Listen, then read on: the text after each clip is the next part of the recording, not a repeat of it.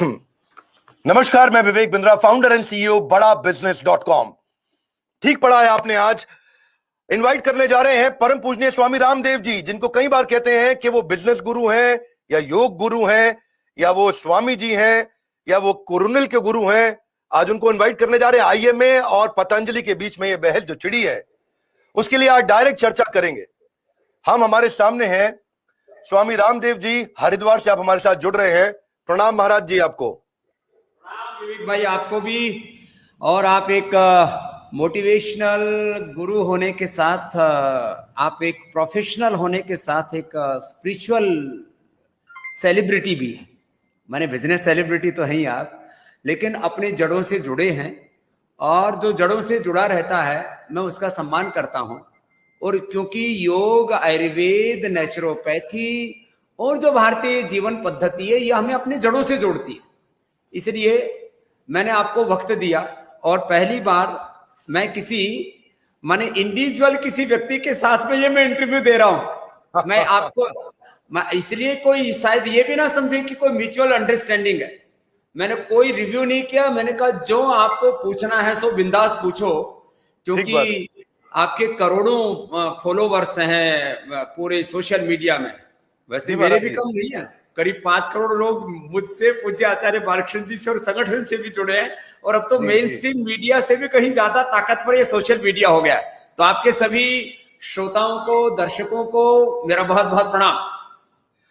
प्रणाम, आपका बहुत बहुत प्रणाम। आपको धन्यवाद आने के लिए। आपने बिल्कुल ठीक कहा कि आप इंडिविजुअल चैनल्स के साथ नहीं जुड़ते, लेकिन आप हमारे चैनल पे आए, अच्छा लगा हमारे को बहुत। तो मैं कुछ सीधा प्रश्नों पे आना चाहता हूं। आज तक का मैंने आपका इंटरव्यू देखा था, अब तो ये लाइव हो रहा है, इसमें तो कुछ भी चर्चा हो सकती है। आज तक के चैनल पे आपके और आईएमए के बीच में जो विवाद हुआ है उसमें ये विवाद इस समय एलोपैथी वर्सेस आयुर्वेद का विवाद बनता चला जा रहा है। तो आपको नहीं लगता इस समय एलोपैथ और आयुर्वेद को आपस में झगड़ा करने की जगह साथ में मिलकर आगे आना चाहिए? आप एलोपैथ पे प्रश्न उठा रहे हैं, एलोपैथ आप पे प्रश्न उठा रहा है। तो अगर ये साथ मिलकर आए तो शायद इस लड़ाई को हम और मजबूत बना सकते थे। मैंने तो ऋग्वेद पढ़ा और ऋग्वेद का अंतिम संदेश ही है विवेक भाई, संगच्छध्वम संवदध्वम संभो मनांशि जानताम देवा भाग यथा पूर्वे संजानाना उपासते परस्परम भाव यंतः श्रेयः परमावाप्स्यते। परंतु मैं प्रथम तो जिन डॉक्टरों ने अपने प्राण न्यौछावर करके दूसरों के प्राण बचाए, उन डॉक्टर्स का, उन नर्सिस का, पूरी मेडिकल स्टाफ का, और हॉस्पिटलों में जो सफाई कर्मचारी हैं, मैं उनको डॉक्टरों से भी ज्यादा महत्व देता हूं। क्योंकि वो नहीं जानते कि ये वायरस उनको इस प्रकार से अपने क्रूर पंजों में लेकर के उनके प्राण का अंत भी करता है। डॉक्टर तो बहुत कुछ जानता है, बहुत सावधानियां भी बरतता है। वो बिंदास होकर के और अपने सेवा में लगा रहता है। इन सब के प्रति मैं अपना गौरव, कृतज्ञता व्यक्त करता हूं। मैं अच्छे डॉक्टरों के खिलाफ नहीं, और दूसरी बात कहता हूं, और तीसरी बात एक और कहता हूं। हमारे डॉक्टर भाई, वो फार्मा इंडस्ट्री, जो ड्रग माफिया है और जो हॉस्पिटलों के जो मालिक है, उनके दबाव में ना आकर के, जो आमिर खान ने भी प्रश्न उठाया, ये आमिर खान के साथ तो टकराते नहीं है। उन्होंने भी कहा कि 50% तक कमीशन लेते हैं साहब आप जब आप टेस्टिंग कराते हैं। डस्टबिन टेस्ट भी उन्होंने बताया कि डस्टबिन टेस्ट भी होता है, बेसिन टेस्ट। हाँ, वो बेसिन टेस्ट, खून डाल देते हैं वॉश बेसिन में और सब रिपोर्ट नॉर्मल बता दो, तो बेसिन टेस्ट भी होता है। तो सब कुछ उन्होंने कहा। क्या अनावश्यक, विवेक भाई, क्या अनावश्यक गैर जरूरी टेस्ट, गैर जरूरी ऑपरेशन, क्या गैर जरूरी एडमिशन और गैर जरूरी दवाइयां, इनके ऊपर प्रश्न उठाना, क्या ये कोई टकराव है? और टकराव तो वो करते हैं, आप गूगल सर्च करके देखिए, आईएमए वर्सेस आयुर्वेद। वो कहते हैं Ayurveda is a pseudo science. जब वो आयुर्वेद का निरादर करें, उसके साथ असमानता का व्यवहार करें, कहीं पर भी तो इंटचेबिलिटी दुनिया में खत्म हो गई है, इनइक्वालिटी खत्म हो गई, इनजस्टिस खत्म हो रहा है। ये आयुर्वेद के प्रति जब इनजस्टिस करते हैं तब हमारा खून खोलता है। तब एक योगी बोलता है प्रेम से, करुणा से कि भाई आओ, तुम 2 चीजों में महान हो, सर्जरी में और लाइफ सेविंग ड्रग्स में। ये 2 तुम काम करो, बाकी 98% काम हमको दे दो। तुम्हारा बिल शुरू होता है 5 लाख से, जाता है 25 लाख पर, और कई बार पोटली बांध के दे देते हो आदमी को। क्या ये नहीं करते?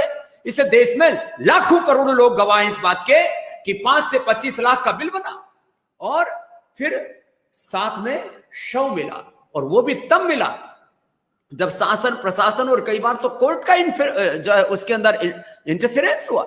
ये बात ठीक नहीं है। इसलिए मैं वापस, जो अच्छे डॉक्टर हैं, अच्छे नर्सिंग स्टाफ्स हैं, अच्छे वहां पर जो भी मेडिकल सर्विसेज में लगे हुए हैं, और ऑक्सीजन ढोने में जो ड्राइवर लगे, मैं सबका सम्मान करता हूं और किसी के प्रति मैं असंवेदनशीलता व्यक्त नहीं करता। जो बयान भी मैंने कोई व्हाट्सएप मैसेज आया था वो पढ़ा, उसके लिए भी मैंने खेद व्यक्त कर लिया, माफी मांग ली, तो भाई और को फांसी पर चढ़वाओगे? देखिए, यहां तो आपने बड़ा अच्छा उत्तर दिया, लेकिन इसके अलावा एक दफा योगा की एक क्लास लेते हुए आपने कहा कि 1000 से ज्यादा डॉक्टर डबल डोज वैक्सीन के बाद भी मर गए। ये कैसी डॉक्टरी? डॉक्टर बनना तो स्वामी रामदेव जैसा बनो, जिनके पास कोई डिग्री नहीं है लेकिन फिर भी सबका डॉक्टर है। वैसे आपने अपनी स्टेटमेंट तो वापस ली है, लेकिन आईएमए ने 15 दिन में आपका लिखित रूप से माफी का जवाब मांगा है, तो क्या आप लिखित रूप में माफी मांगेंगे उनसे? अरे भैया, जो है ये खुदा है, ये क्या है? ये गवर्नमेंट है, ये कोर्ट है? अपने आप को समझते क्या है? ये अंग्रेजों द्वारा बनाया हुआ एक एनजीओ है जो साबुन, टूथपेस्ट, पेंट इनका वैलिडेशन करता है। इनके पास कोई लैब है? इनके पास कोई साइंटिस्ट है? इन आईएमए के सो कॉल्ड इन डॉक्टरों से, देखो अच्छे डॉक्टर अलग है, वो आईएमए में कभी कभी इस बात के लिए, चलो भाई कभी कोई लड़ाई झगड़ा हो गया तो प्रोटेक्शन के लिए शायद मदद आ जाए तो अलग बात है। आईएमए के आप किसी भी पदाधिकारी की कितनी अच्छी प्रैक्टिस चलती है, एक का नाम बता दो मेरे को विवेक भाई, कि जिस आईएमए के किसी प्रेसिडेंट ने, वाइस प्रेसिडेंट ने देश की बहुत बड़ी सेवा की हो। एक अग्रवाल साहब को छोड़ दीजिए अपवाद रूप में, जो बेचारे नहीं रहे, वो तो एक धर्मात्मा व्यक्ति थे। अपवाद रूप में आईएमए कोई भला आदमी, सात्विक आदमी आ जाए उसके लीडरशिप में तो अलग बात है। बाकी विशुद्ध रूप से जो पॉलिटिकल लोग हैं, ये ले इसने क्या क्या बोला है साहब, देश के बारे में, सरकार के बारे में, संविधान के बारे में, अपनी संस्कृति के बारे में। और अभी तो एक समन भेज दिया इनके जो प्रेसिडेंट साहिबान कि कोरोना का फायदा उठा करके लोगों को एक मजहब विशेष में कन्वर्ट किया जाए। ये और वो उस मजहब के लोग क्या करते हैं? फूंक मारते हैं, पानी छिड़कते हैं। ये ओझापैथी क्यों करना चाहते हैं एलोपैथी को? अब ऐसे लोगों के खिलाफ जब मैं बोल देता हूं, मैं विज्ञान का विरोधी नहीं हूं, और विज्ञान के मापदंड ये एलोपैथी वाले तय नहीं करेंगे। लेकिन बाबा जी, आपके ऊपर एक और प्रश्न उठता है कि जब ये बात विज्ञान की हो रही है तो आप इसमें जीतने के लिए धर्म को बीच में क्यों ले आए? मैं नहीं लेके आया, ईसाई बताया आईएमए को। विवेक भाई, मैंने नहीं लेके आया, लोगों ने केस किया। और मैंने डबल वैक्सीनेशन का भी विरोध नहीं किया। मैंने तो ये कहा, पर आप आईएमए संस्था को ईसाइयों की संस्था बताते हैं? आईएमए को आप ईसाइयों की संस्था बताते हैं? ना, मैं नहीं बताता, जो लोग बता रहे हैं उनसे पूछिए। मैं तो इसको जो है अब दूसरे बहुत कुछ इनके लिए लिखा गया, मैं अब उसको विवाद को नहीं बढ़ाना चाहता। मैं कहता हूं वैक्सीनेशन की डबल डोज के साथ योग आयुर्वेद की डबल डोज ले लो, फिर कोई नहीं मरेगा, पक्की गारंटी है, स्टैम्प पेपर पर लिख करके देता हूं। देखो बात ये है, ये जो मॉडर्न मेडिकल साइंस वाले हैं ना विवेक जी, ये केवल ना, ये जिसको ना न्यूटोनियन साइंस बोलते हैं, माने केवल पदार्थ पर, शरीर को जड़ तत्व मान करके और उसके अलग अलग घटक उनके ऊपर काम करना चाहते हैं। मैं न्यूटन के साथ आइंस्टीन को भी मानता हूं, मैं डार्विन के साथ जो है लेमार्क को भी मानता हूं, मैं कन्फ्यूशियस के साथ चाणक्य को भी मानता हूं, मैं सुकरात के साथ जो है सुश्रुत को भी मानता हूं। मैं तो एक समन्वयवादी व्यक्ति हूं। मैंने कभी भी कोई पोंगापंथी बात की नहीं है, कोई ढोंग, आडंबर, पाखंड, अंधविश्वास की बात नहीं की है। अब विज्ञान सम्मत बात करने में भी इनको मिर्ची क्यों लगती है? तो इनको कोई दवाई बना लेनी चाहिए। मुझे आपका एक प्रश्न बड़ा अच्छा लगा। आपने पिछले चैनल पे आईएमए के एक अधिकारी से पूछा कि आप अपनी साइंस को सर्वशक्तिमान न माने, और जिसपे उन्होंने स्वीकार भी किया कि मैं सर्वशक्तिमान नहीं मानता। लेकिन आईएमए ने आपको एक नई चुनौती दी है। आपने भी उनसे 25 सवाल पूछे, मुझे लगता नहीं है कि उनका उत्तर आएगा, पर उन्होंने आपको भी चुनौती दी है। 100 साल तक नहीं आएगा, क्योंकि उनके पास किसी भी बीमारी का कंट्रोल तो है, क्योर नहीं। मैंने कहा ना, यद्यपि सुश्रुत शल्य चिकित्सा के सर्जरी के आविष्कारक हैं, इसलिए उसका भी पूरा श्रेय वो लेने की कोशिश ना करें, यहाँ क्रेडिट की बात नहीं है। शल्य चिकित्सा में हमको श्रेष्ठ मानते हैं, उनको जी। इमरजेंसी ट्रीटमेंट में या लाइफ सेविंग ड्रग्स में श्रेष्ठ मानते हैं। बाकी मैंने 25 प्रश्न पूछे कि तुम्हारे पास में सर्दी, जुकाम, BP, thyroid, sugar, cholesterol, arthritis का कोई सॉल्यूशन है? मैंने आपके 25 प्रश्न पढ़े हमारे थे, पास पर बाबा जी उन्होंने भी आप 5 प्रश्न पूछना चाहते हैं और उन्होंने आपको बुलाया है दोबारा डिबेट के लिए, तो क्या आप उनके कहाँ 5 प्रश्नों का उत्तर देने के लिए डिबेट पे जाना चाहेंगे? कहाँ बुलाया? अभी हमने एक जगह न्यूज आर्टिकल में पढ़ा कि वो आपसे मीडिया के सामने 5 सवाल पूछना चाहते हैं। मैं तो सारे देश के, मैं तो कहता हूं मीडिया छोड़ो, सारे देश का मीडिया बुला लो, किसी एक चैनल को नहीं, सारे देश के channel, main stream media, social media, YouTubers, Facebook वाले सब बुला लो एक साथ और एक साथ बहस कर लो। और मैं आपको गारंटी देता हूं वो मेरा एक प्रश्न का उत्तर नहीं दे सकते और मैं उनके सारे प्रश्नों का उत्तर दूंगा बिना किसी चेले चपाटे के। मेरे पास भी सैकड़ों साइंटिस्टों की फौज है, डॉक्टरों की फौज है, सब कुछ है। मैं उनके 5 लाख से ज्यादा डॉक्टरों का अकेला सामना करने के लिए तैयार हूं, विज्ञान के आधार पर। विज्ञान के आधार पर। बाबा जी अभी आपने कुछ समय पहले बताया कि भाई सर्जरी में आप अच्छे हैं, कुछ चीजों में आप अच्छे हैं, लेकिन 95% काम आयुर्वेद को करने दो। अच्छी लगी आपकी बात सुन के, लेकिन अभी नीमा ने, नेशनल इंटीग्रेटेड मेडिकल एसोसिएशन ने स्वास्थ्य मंत्री को एक लेटर लिख के बोला है कि रिकवरी रेट में सिर्फ एलोपैथी डॉक्टर का हाथ है। और इस विवाद से मुझे लगता है आज 7 लाख आयुर्वेदिक डॉक्टर हैं। आपको नहीं लगता कि उनके आत्मसम्मान पर ठेस पहुंची है? एलोपैथिक जितने भी डॉक्टर्स हैं, ये नीमा कहते हैं कि नेशनल इंटीग्रेटेड मेडिकल एसोसिएशन केवल एलोपैथिक डॉक्टर्स कर पा रहे हैं, आप कहते हैं 95% आयुर्वेद कर रहा है। मैं कह रहा हूं 10% यदि एलोपैथी ने वेंटिलेटर से ऑक्सीजन दे करके या स्टेरॉइड दे करके, एंटीबायोटिक्स दे करके, रेमडेसिविर दे करके उन्होंने 10% लोगों की जान बचाई, तो 90% लोगों की जान बची है, और वो भी 5 से 25 लाख का बिल बना करके। हमने 500 रुपए की जो 545 की कोरोनिल थी, अब तो वो 500 से भी सस्ती कर दी हमने। उनकी तो जो है रेमडेसिविर 4000 से 40,000 की हो गई। तो मैं एक बात ये कहना चाहता हूं, हमने गिलोय का, तुलसी का अपने घर में लगे हुए पी लो ना भाई। हम कब कहते हैं पतंजलि की खरीदो? मैं तो कहता हूं home remedy is the best remedy. और तुम्हारे अंदर जो इनर जो बायोलॉजी है, इनर केमिस्ट्री है, इनर पावर है, वो इन दवाइयों से ज्यादा शक्तिशाली है। तो मैं तो बाबा जी अगर आयुर्वेद इतना शक्तिशाली है और जिसको आपने पॉपुलर बनाया, ये सब जानते हैं, ये मैं नहीं कह रहा हूं, ये पूरा देश जानता है, दुनिया जानती है कि आपने आयुर्वेद को और योगा को पॉपुलर बनाया।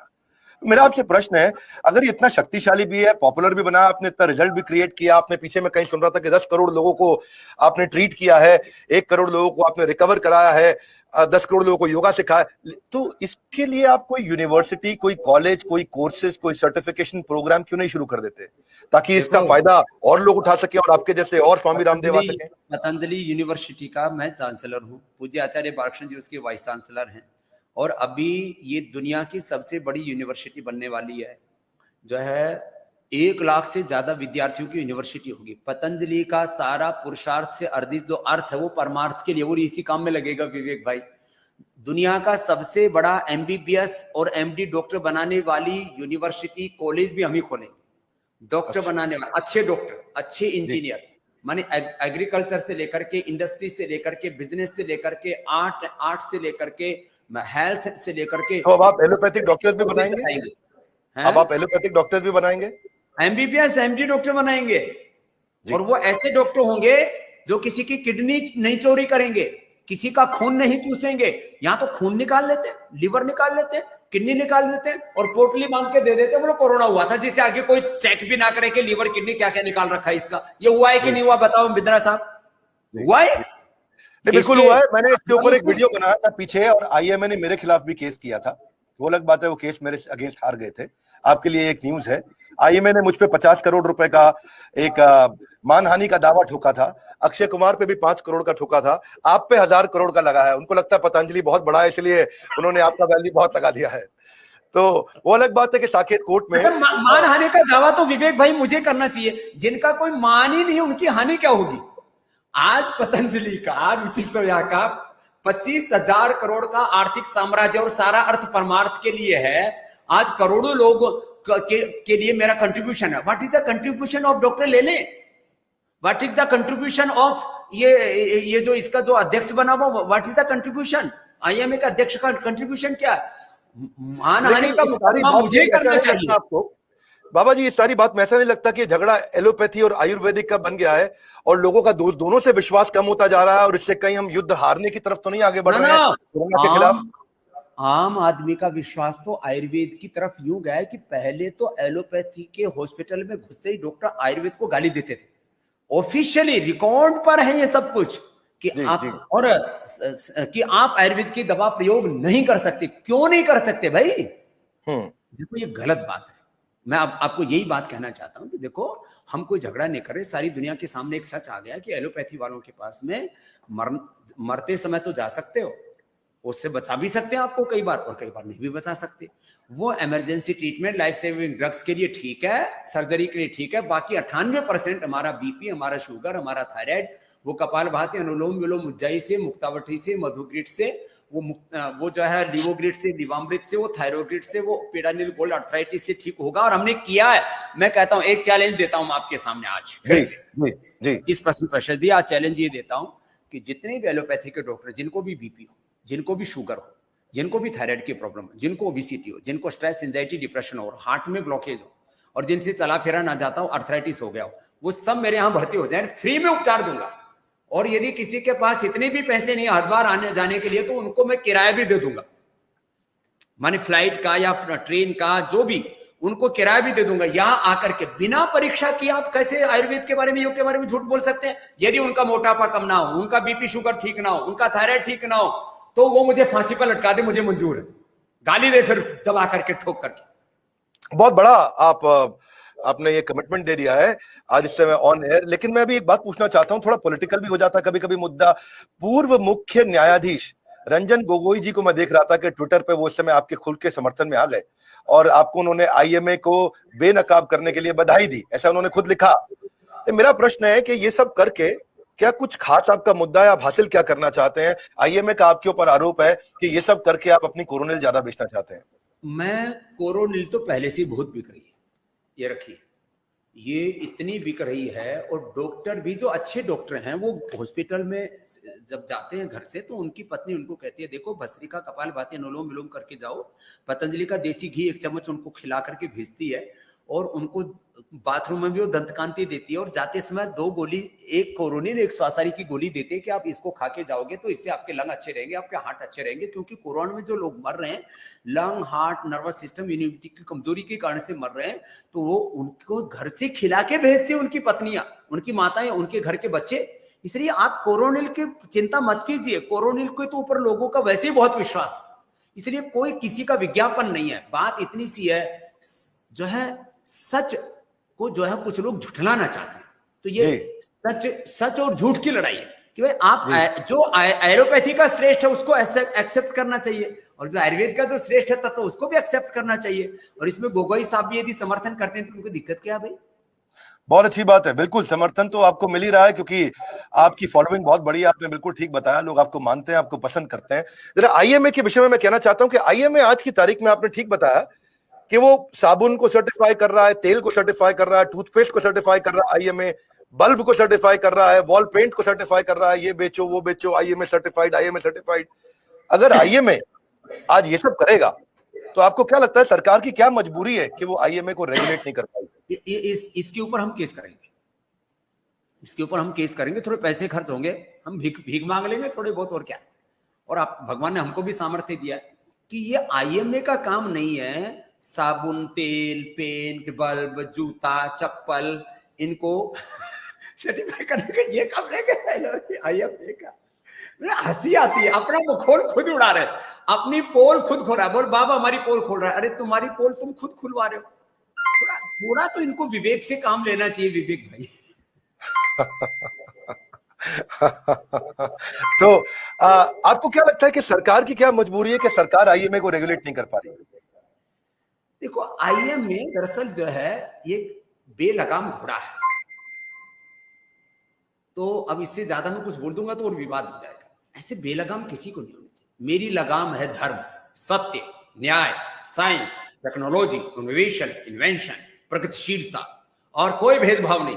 मैं एलोपैथी से घृणा नफरत नहीं करता। मैं हिंदू, मुसलमान, सिख, ईसाई, जैन, बौद्ध कोई घृणा नहीं करता। मैं कहता हूं सब एक ईश्वर की संतान है, सब एक समान है, सभी महान है। एलोपैथी भी महान है, आयुर्वेद और योग, नेचुरोपैथी भी महान है। तो हमको घटिया क्यों बताते हो? हमको जो है नीचा क्यों दिखाते हो? ये ऊंच नीच की जाति पंथों के बंटवारे झूठ कहावे तेरे द्वारे, तेरे लिए सब एक समान, सबको सन्मति दे भगवान, IM में को सद्बुद्धि दे भगवान। ठीक बात है। तो आपने अभी पीछे बोला कि 4,000 की रेमडेसिविर जब बाजार से गायब हुई तो 40,000 में आई। आप कहते हैं कि IMA को सद्बुद्धि दे भगवान। आपको क्या लगता है कहां कमी रह गई है? 4,000 की दवाई 40,000 की, और कई लोगों ने 4 लाख की भी खरीदी। आपने आमिर खान का जो शो था उसमें एक तो ये क्या वो जो है सत्यमेव जयते, बेसिन टेस्ट के साथ एक और उन्होंने बोला था कि जो जेनेरिक दवाई है वो मिलती है 15 रुपए की, और वही ब्रांडेड दवाई मिलती है वो जो है मिलती है 500 रुपए की या 1000 रुपए की। वही 15 रुपए की, वही 500 रुपए, 1000 रुपए की। तो फिर वो बोला, आमिर खान जो डॉक्टर बैठा था उससे पूछ रहा था कि बोले भैया ये जेनेरिक में इसमें ब्रांडेड में क्या फर्क है? बोले रामू की भैंस का दूध लाना, और वो रामू कहता मैं 500 रुपए में दूंगा 50 रुपए का दूध। ये ऐसी लूट मची हुई है। ये इसलिए मैं कहता हूं ये ड्रग माफिया है, ये मेडिकल माफिया है, ये फार्मा माफिया है। उनके शिकार हमारे डॉक्टरों को नहीं होना चाहिए। देश के सारे डॉक्टरों को आकर के स्वामी रामदेव का समर्थन करना चाहिए, एलोपैथी वालों को भी, कि हम इन ड्रग माफियाओं के, इन ब्रांडेड दवाइयों के चक्कर में नहीं पड़ेंगे, नहीं पड़ेंगे, नहीं पड़ेंगे। ये देश हमारा, ये देश हमारा परिवार है, ये बाजार नहीं है। ये देश को बाजार मानना, इसको मार्केट मानना और इंसान को प्रोडक्ट मानना बंद करें। और जो इनके मालिक लोग इनके ऊपर दबाव डाल करके गलत ऑपरेशन, गलत एडमिशन, गलत इनसे प्रिस्क्रिप्शन लिखवाते हैं। डेथ बाय प्रिस्क्रिप्शन में बुक दिखाई अभी लेकर के, और मेरे कमरे में पड़ी हुई, अभी दिखाता हूं आपका शो खत्म होने से पहले। अमेरिका के डॉक्टर्स लिख रहे हैं इनके खिलाफ, अमेरिका के साइंटिस्ट लिख रहे हैं कि भाई ये तुम क्यों लोगों को मार रहे हो। और अभी पिछले 40-50 सालों में जिस तरह से जो है ऑटिज्म बढ़ रहा है, जिस तरह से सेरेब्रल पॉलिसी बढ़ रहा है, जिस तरह से जेनेटिक डिजीज बढ़ रही है, मेरे पास लाइफस्टाइल डिजीज का, जेनेटिक डिजीज का और इनक्योरेबल डिजीज का, फैटी लिवर से लेकर के हेपेटाइटिस से लेकर के एंक्लोजिंग स्पाइटिस से लेकर के प्रोस्टेट कैंसर तो मैं 10 दिन से लेकर के 1 महीने में ठीक कर देता हूं, और प्रूफ के साथ, साइंटिफिक एविडेंस के साथ। और क्या प्रमाण चाहिए इसमें मेरे भाई विवेक बताओ। जी नहीं, प्रमाण आपसे अभी भी आइए। आप आज मैं देख रहा हूं कि आप डॉक्टर की काफी तारीफ भी कर रहे हैं, उनका मनोबल बढ़ा रहे हैं, बल्कि आप उनको अपने साथ जोड़ने का प्रयास भी कर रहे हैं, और अच्छा लगा मुझे सुन के। आप एक हॉस्पिटल भी बनाने जा रहे हैं। आइए, मैं उत्तराखंड अभी भी आपसे लगता है बहुत नाराज है।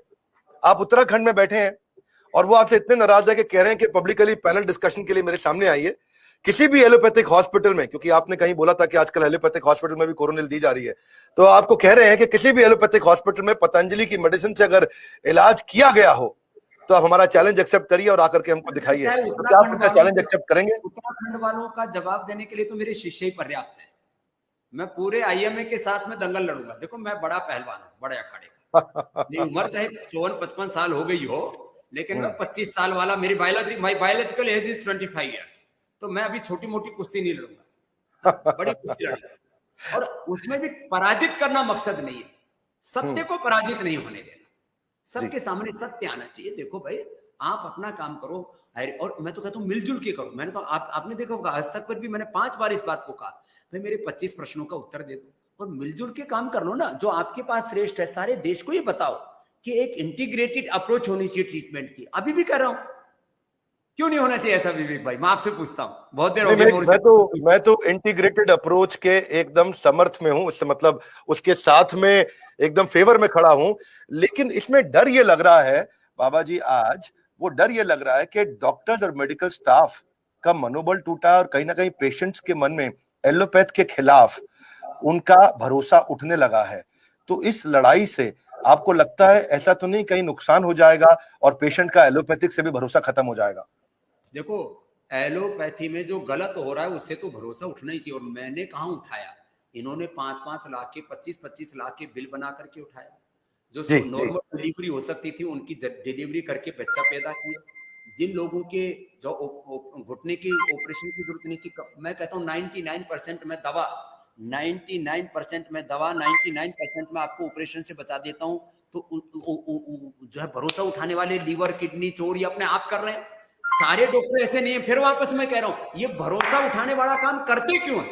इसलिए मैं आप देखो मेरे भाई, करीब भारत में ये मेडिकल बिजनेस करीब 27 लाख करोड़ रुपए का है। जी 27 लाख करोड़। मैं तो उनके जो है मतलब पासिंग में भी नहीं हूं। मैं जो काम कर रहा हूं, ये तो मैं उनको, उनकी तो माने एडमिशन हॉस्पिटल में 5,000 से शुरू होता है, 50,000 से 1 लाख से। मैं तो 500 रुपए में तो उनका BP, sugar, thyroid, arthritis cure कर देता हूं। और मैं तो कहता हूं कुछ नहीं करो, घर बैठे कपाल भाती आपकी बात सुन के लगता है कि आपकी बात सुन के लगता है कि आयुर्वेद एक अफोर्डेबल और प्रोएक्टिव तरीका है जिससे एक सेहत को ठीक किया जा सकता है। नहीं लगता यही सत्य है मेरे भाई। जी मान लेते हैं ये सत्य है, मैं मान लेता हूं, शायद जनता भी मानेगी इस बात को। पर अगर आयुर्वेद इतना शक्तिशाली था और इतने सालों से चल रहा है और प्राचीन साइंस है, प्राचीन विज्ञान है, तो ये इतना कमजोर क्यों पड़ गया और आज इसको रिवाइव करने में इतनी तकलीफ क्यों आ रही है? हाँ, ये आपने जोरदार प्रश्न पूछा। यहां मैं निरुत्तर हो जाता था, लेकिन अब नहीं होगा। वैदिक ज्ञान के साथ, वैदिक ज्ञान, आयुर्वेदिक के ज्ञान के साथ आधुनिक अनुसंधान नहीं के बराबर हुआ या नहीं हुआ, मैं कह सकता हूं। जी दूसरा, जो 200 साल से है चूर्ण, चटली, पाक, अवलेह, पुष्टि, रस, रसायन, भस्म बना रहे थे, वो व्यापारी आ गए थे। अब मैं किसी का नाम नहीं लूंगा। उन्होंने अपने कारोबार तो खड़े कर लिए, साम्राज्य तो खड़े कर लिए, लेकिन मैं आप एक भी कोई नाम, मैं ब्रांड का नाम नहीं लूंगा, नहीं तो लगेगा बाबा जी अपने वालों को रगड़ने लग गए। मैं किसी को रगड़ा पकड़ी नहीं करता। देखो, कोई एक बड़ा ब्रांड बता दो जिनके 5-5, 10-10 हजार करोड़ के कारोबार हैं, क्या उन्होंने रिसर्च पे के ऊपर चवन्नी खर्च की? हमने 500 करोड़ रुपए से ज्यादा तो इसके ऊपर खर्च किया है अभी तक, और आने वाले समय में 5 से 10 हजार करोड़ रुपए पतंजलि रिसर्च इंस्टीट्यूट में स्वामी रामदेव, आचार्य बालकृष्ण, पतंजलि योगपीठ में खर्च करने वाले हैं। इसलिए आयुर्वेद का नुकसान हमने किया, ये एलोपैथी वालों ने नहीं किया पहले। इन्होंने तो बाद में फिर हमको सूडो साइंस कहना शुरू कर दिया। और इनकी तो, इसलिए अब मैं कह रहा हूं, हमने अभी एनिमल ट्रायल किया, ड्रग डिस्कवरी का animal trial, in vivo, in vitro, animal, और डबल, ये जो कोरोनिल भी बनाई, double blind clinical control trial करके बनाई। और आगे भी मुक्तावटी, बीपी का, शुगर का, अर्थराइटिस का, हमने पिडानिल गोल्ड बनाई, ऑर्थोग्रिड बनाई। चूहों की हड्डियां घिस के, एलोपैथी की दवाओं से हम बीमार करते हैं चूहों को, खरगोशों को, दवाई देते हैं आयुर्वेद की, उनको ठीक करते हैं। तो हम एलोपैथी का प्रयोग हम भी कर रहे हैं, बीमार करने के लिए कर रहे हैं। चूहों को बीमार करते हैं, उनकी हड्डियां घिसते हैं, उनको लीवर खराब करते हैं, उनको उनके अंदर इनफर्टिलिटी पैदा करते हैं, और फिर उनको आयुर्वेद की दवा दे करके, और उनको हमने संतति सुधा दे करके, हमने उनको जो है शिवलिंगी, पुत्र जेवक, शतावर और कोंच के बीज दे करके, फिर उनके 15 से 18 दिन, 15 दिन के अंदर उनके बच्चे पैदा हो गए। माने हम अब जो जिस हथियार से हम पर प्रहार करते थे, जिस हथियार से हम पर प्रहार करते थे, अब उसी से हमने उन पर वार किया कि हथियार तुम्हारा, उपचार हमारा। और अब ये चलेगा, ये काम लोक कल्याण के, विश्व कल्याण के लिए पूरी दुनिया योग, आयुर्वेद, नेचुरोपैथी और वैदिक संस्कृति को, सनातन सत्यों को अपनाएगी मेरे भाई विवेक। और ये डेथ बाय प्रिस्क्रिप्शन, इनको मुकदमा ठोकना हिम्मत हो इन आईएमए वालों में, तो इसके ऊपर ठोके मुकदमा, ये ले डेथ बाय प्रिस्क्रिप्शन। जी डेथ बाय प्रिस्क्रिप्शन मैं देख पा रहा हूं, रे डी स्ट्रैंड एमडी। पर महाराज, मेरा आपसे प्रश्न है कि कोरोनिल में अगर इतनी ताकत है, तो आपके पतंजलि के अपने एम्प्लॉइज की मौत क्यों हुई कोरोना के कारण? क्या उन्होंने कोरोनिल नहीं खाई थी? अच्छा, एक बात सुनो, पतंजलि के साथ में इस समय 100 करोड़ से ज्यादा लोग जुड़े जी। और एक आदमी, कोई पतंजलि का, कोई भी, किसी की भी मृत्यु होना बहुत दर्दनाक है, किसी की नहीं होनी चाहिए। यदि पतंजलि से जुड़ा कोई एक भी व्यक्ति मर क्यों गया, और इन्होंने कितनी मार दी, वेंटिलेटर से कितने लोग वापस आए, हॉस्पिटल से कितने लोग वापस आए। मैं इतनी सी बात कहता हूं, पतंजलि के साथ में 100 करोड़ से ज्यादा का हिंदुस्तान जुड़ा है। डायरेक्टली हमारे 5 लाख से ज्यादा तो एम्प्लॉइज हैं जिनको हमने रोजगार दिया है। हमारे पास में करीब 1 करोड़ तो वॉलेंटियर्स हैं भारत के, करीब जो है 4 लाख गांव के अंदर, इतनी रीच है पतंजलि की। तो आप कहते हैं कि कोरोनिल की दवाई लेने से केवल एक ही एम्प्लॉय की डेथ हुई? नहीं, वो भी कोरोनिल से नहीं हुई। कोरोनिल के साथ में उनको, अब देखो फिर वो कई हॉस्पिटल वालों पे आरोप लगाने वाली बात आ जाएगी कि उसको कितना रेमडेसिविर दिया गया, कितना उसको स्टीरॉइड दिया गया, एंटीबायोटिक। दरअसल उसको उसने बात पूरी मानी नहीं, वो हॉस्पिटल में भर्ती हो गया गलती जी से। जी। है, मैंने कहा तो था आप ये हॉस्पिटल कहना में चाहते मत हैं जा, कि जब कोरोना मैंने हो तो कहा था हॉस्पिटल में भर्ती हॉस्पिटल ना में हुआ मत जाए? जा, फिर भी चला गया वो। तो इसलिए मैं तो सबसे सलाह दूंगा, यदि आपको 80%, 75-80% भी ऑक्सीजन चला जाता है लेवल, आप दिव्य धारा का प्रयोग करो, पंचकोल का और स्वासारी का काढ़ा पियो, स्वासारी गोल्ड और ले लो, नॉर्मल जी से थोड़ा सा स्ट्रॉन्ग हो जाता है। और 3 से 5 दिन के अंदर मैं आपको, अब देखो, अब मैं भी एक प्रति प्रश्न करता हूं आपसे, जी जी क्या एलोपैथी में कोरोना मैनेजमेंट के नाम पर जो पैरासीटामोल दिया जा रहा है, बुखार कंट्रोल नहीं करना चाहिए ज्यादा, 100 और 101 तक उसको रहने देना चाहिए 2-3 दिन, क्योंकि बैक्टीरियल वायरल इंफेक्शन, अंदर बॉडी में कोई इंफेक्शन है, इन्फ्लेमेशन है, तो बुखार उसको ठीक करने के लिए शरीर करता है। Fever is a not disease, fever is a reflection of internal infection. जी जी जी जी ये जो पैरासीटामोल दे रहे हैं, ये जो एंटीबायोटिक्स दे रहे हैं, ये जो स्टीरॉइड दे रहे हैं, ये जो रेमडेसिविर दे रहे हैं, जो ओबोला की दवाई है, इनका कोई क्लिनिकल कंट्रोल ट्रायल हुआ है? जो दे रहे हैं, मैं जो दे रहा हूं इसका क्लिनिकल कंट्रोल ट्रायल हुआ है। तो इन एलोपैथी वालों को जो है, जिसका क्लिनिकल कंट्रोल ट्रायल हुआ है, जिसके ऊपर साइंटिफिक रिसर्च हुआ है, वो दे नहीं रहे, जी। और जिसके ऊपर कोई क्लिनिकल कंट्रोल ट्रायल और रिसर्च नहीं हुआ, वो कोविड मैनेजमेंट के नाम पर क्यों दी जा रही है? आप कहेंगे फिर क्या देना चाहिए, इसके ऊपर विचार करें मिल बैठ करके, वही देना चाहिए, क्यों लोगों को मार रहे थे? बाबा जी, आप इतना प्रयास कर रहे हैं, आपको 20 साल बाद भविष्य कैसा लगता है? आयुर्वेद का भविष्य आज से 20 साल बाद कैसा होगा? क्या लगता है आपको, क्या ये कहीं भी पॉसिबल है कि आयुर्वेद एलोपैथी के बराबर पॉपुलर हो पाएगा? क्या लोगों में इतना विश्वास आ पाएगा, एलोपैथी के बराबर विश्वास आ पाएगा? एलोपैथी से ज्यादा विश्वास आ पाएगा। विवेक भाई, आज से 25 साल पहले जाके देखो, क्या दुनिया योग पर विश्वास करती थी? कोई बोलता था डीप ब्रीदिंग करो? अभी भी ये इतने बावड़े हैं, डीप ब्रीदिंग करने के लिए नहीं बोलते, बोलते हैं स्पायरोमीटर लाओ, उसमें खींचो, उसमें फूंक मारो। खींचने वाला, फूंक मारने वाला स्पायरोमीटर, अरे स्पायरोमीटर में क्यों लगा? उसमें मुंह लगाएंगे, उसमें और कोई बैक्टीरिया वायरस अंदर जाएंगे, हम तो सीधा बैठ करके, हम तो भस्त्री का कपालभाति अनुलोम विलोम।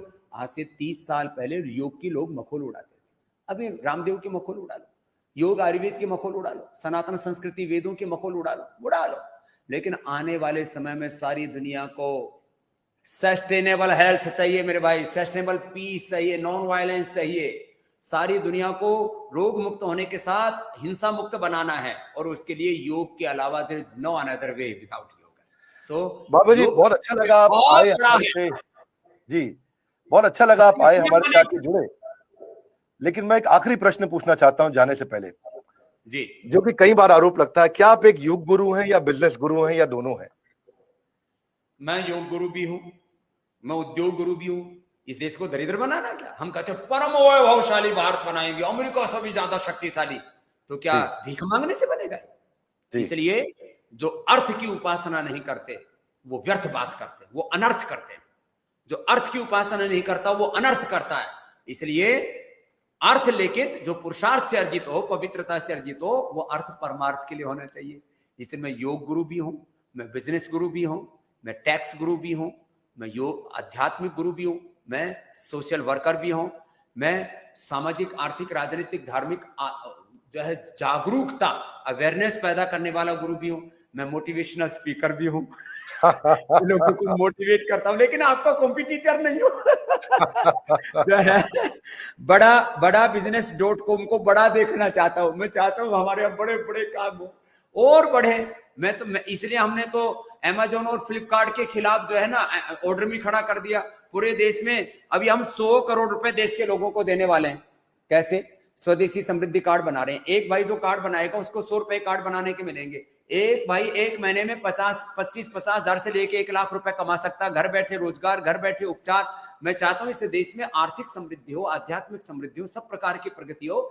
मैं एक सर्वसमावेशी सोच का सन्यासी हूं, जो सब महापुरुष गौतम, कणाद, जैमिनी, पाणिनि, पतंजलि, विवेकानंद, महर्षि दयानंद और भगवान बुद्ध, महावीर, गुरु नानक देव को एक साथ, सारे महापुरुषों को और सारी दुनिया के महापुरुषों को एक साथ लेकर, आइंस्टीन, न्यूटन को, और मैंने कहा मैं तो डार्विन को, और एक साथ डार्विन के साथ साथ मैं तो जो है लेमार्क को, कन्फ्यूशियस, पतंजलि को एक साथ साझी संस्कृति को लेकर के संगत छद्म के साथ चलना चाहता हूं मेरे भाई विवेक।